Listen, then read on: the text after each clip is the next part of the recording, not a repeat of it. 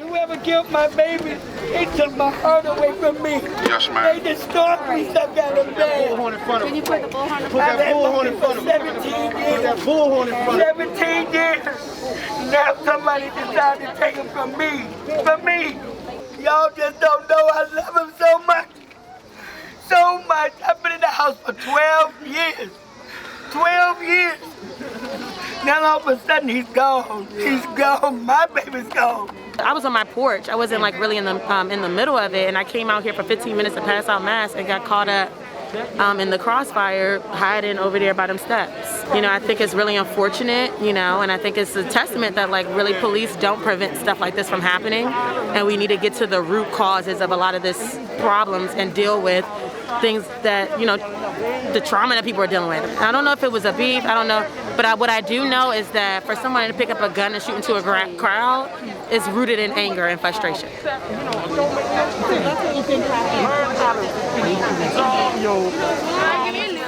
Are we able to identify the child who is potentially running into a violent situation, either as a person with the gun or the person who's in the vicinity and possibly could get hit by gunfire? Well, we're always looking for ways, working with our schools and working with our Department of Youth and Rehabilitative Services. We're trying to come up with all kinds of models.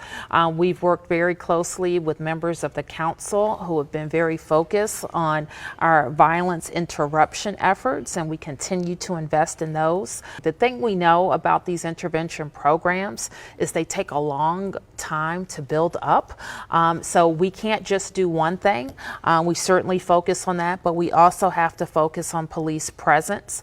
The chief and I actually, before I came here, just wrapped a meeting where we're talking about increased overtime in areas that have seen this violence, especially now. We don't always see back and forth violence in our city, but we have seen it over the last couple of days. Do we know that to work, increased police presence? I've known situations in the past in the city where police were there. The moment they leave, shooting happens and they just turn around and come back. For a lot of types of crimes, police presence matters. It doesn't always matter in the case of violent shootings and homicide.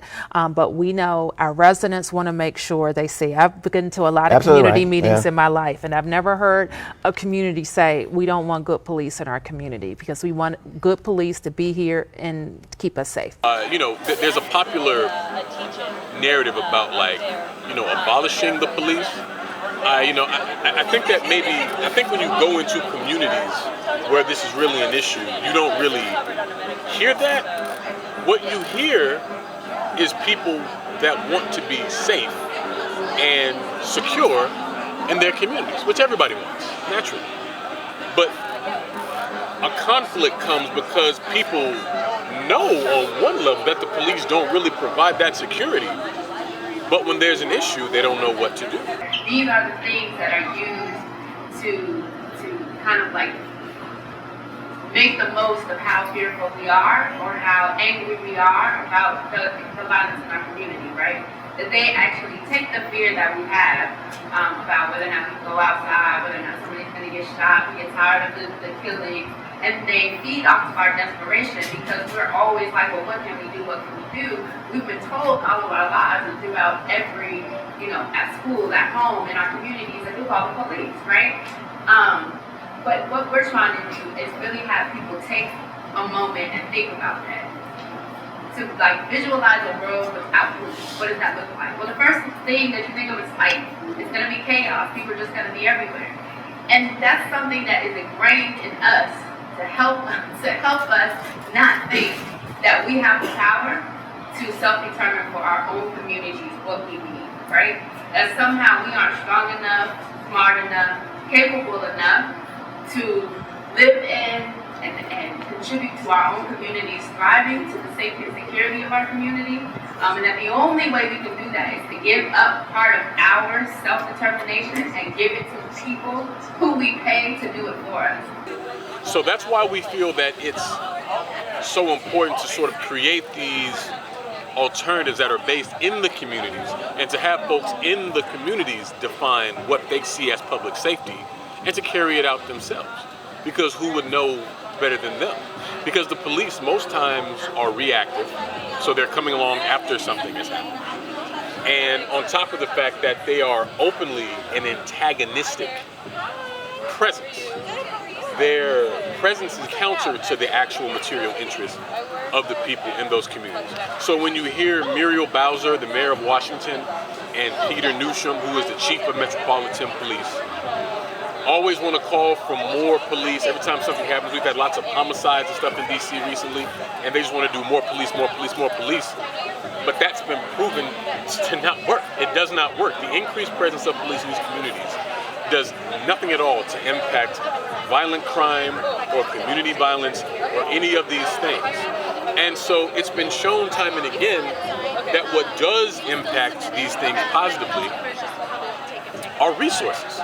You have to give money and support to these communities to make things available to them. Otherwise, we'll just be making black communities even more of an occupied territory than they already are. There was this issue of, a so-called increase in murders, certainly a numerical uptick.